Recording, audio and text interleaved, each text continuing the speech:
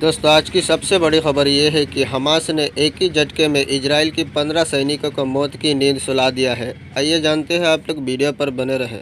दोस्तों इस रिपोर्ट की पहली और बड़ी खबर यह है कि हमास ने एक झटके में इजराइल के 15 सैनिकों को मौत की नींद सुला दिया।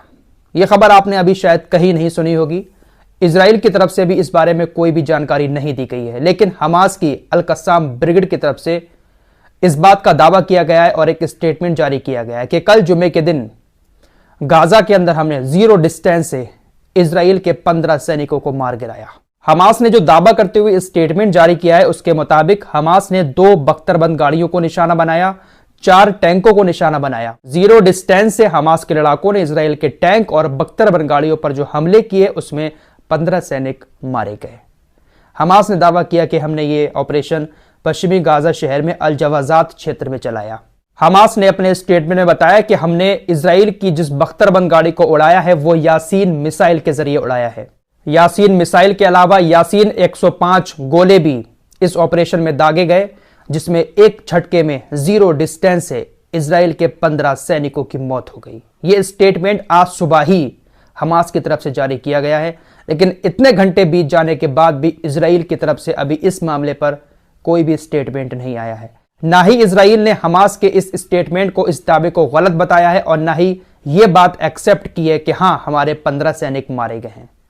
इजराइल के बहुत सारे सैनिक मारे जाते हैं, बहुत सारे घायल हो जाते हैं, लेकिन आपको तो पता ही है कि इजराइल कभी भी सही आंकड़ा नहीं बताता है। आइए अब यमन की तरफ चलते हैं। यमन के हुतीज ने समुद्र के अलावा अब इजराइल की जमीन पर भी हमले करने का ऐलान कर दिया है। हुतीज के स्पोक्स पर्सन याह्या सारी का भी कुछ देर पहले ही बयान आया। उन्होंने कहा कि हमने कई सारी बैलिस्टिक मिसाइल से इजराइल की एलियट बंदरगाह को निशाना बनाया है। हुतीज ने अब इस बात का ऐलान कर दिया है कि समुद्र के अलावा अब जमीनी स्तर पर भी हम हमले इजराइल के अंदर करेंगे, क्योंकि इजराइल का कोई जहाज समुद्र में तो इस वक्त जा नहीं रहा है जो इजराइल को, हुतीज को नुकसान पहुंचा पाए। तो हुतीज का कहना है कि हम इजराइल को चोट देने के लिए अब इजराइल की जमीन पर भी हमले करेंगे ताकि इजराइल गाजा को जल्द से जल्द छोड़ सके।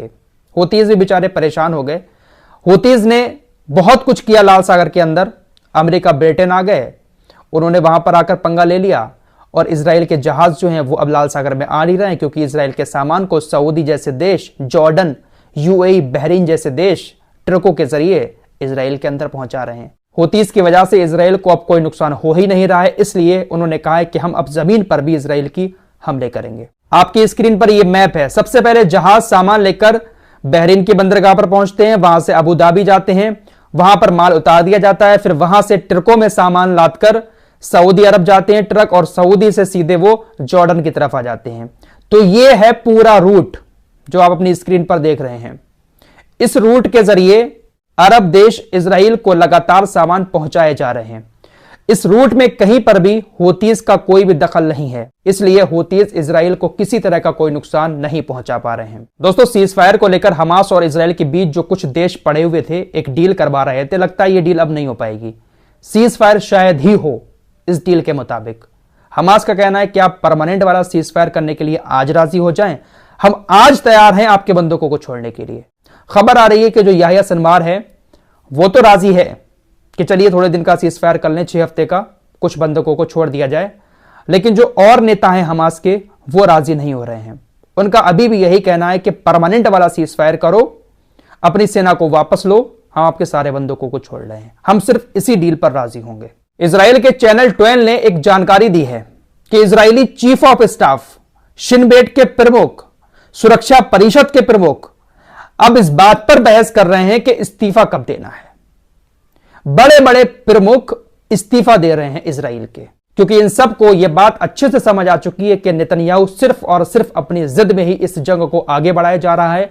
हमास को खत्म कर पाना बहुत मुश्किल है। इजराइल के बड़े बड़े नेता, बड़े बड़े अधिकारी अपने पद से इस्तीफा दे रहे हैं। बहुत सारे इजराइल के सरकार के नेता सरकार को भी छोड़ रहे हैं, जिसके बाद नेतन्याहू का बयान आया है। उसने अपने सभी नेताओं से, सभी अधिकारियों से कहा है कि आप अपने पद को ना छोड़ें, आप सरकार को ना छोड़ें। अगर आप ऐसा करते हैं तो इजराइल की एकता को बहुत ज्यादा नुकसान होगा। मैं आपसे गुजारिश करता हूं कि आप ऐसा कदम बिल्कुल भी ना उठाएं, इससे हमारी सरकार भी गिर जाएगी और इजराइल की एकता को भी बहुत बड़ा नुकसान होगा।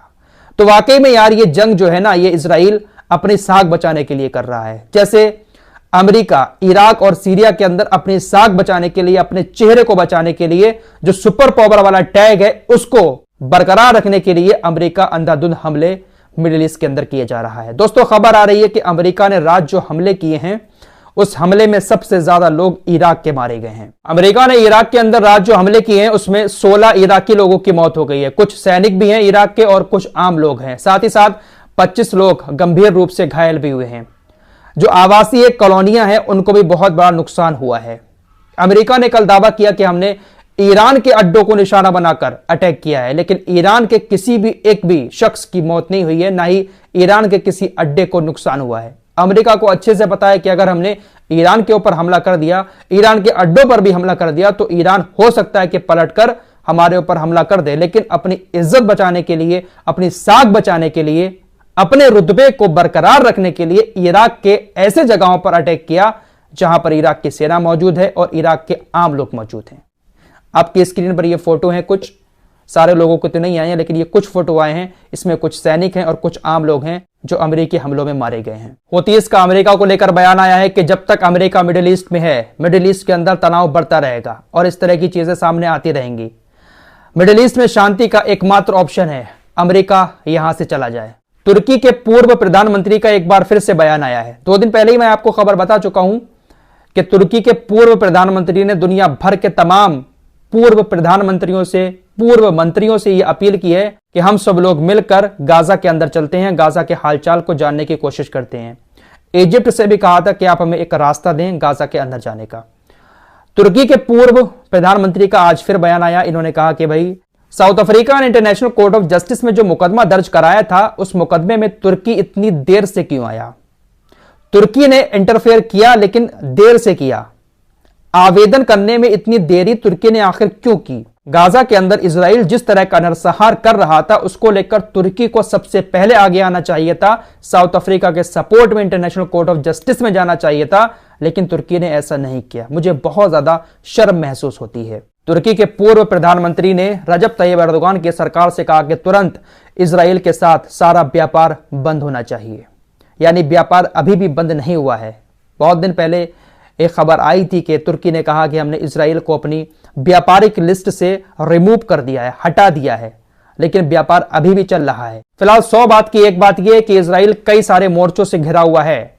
इजराइल अब तक हथियार डाल देता, घुटने टेक देता, अगर ये इस्लामिक देश थोड़ी सी पकड़ मजबूत कर लेते। इस जंग के दौरान इजराइल को ना तो तेल की कमी हुई, सऊदी अरब तेल की कमी पूरी करता रहा, ना ही गैस की कमी हुई, कतर भेजता रहा, ना ही उस तेल की कमी महसूस हुई जिसको इजरायली सेना अपने लड़ाकू विमानों में डालती है, अपने टैंकों में डालती है, क्योंकि तुर्की से होकर 40% तेल इजराइल के अंदर लगातार आ रहा है।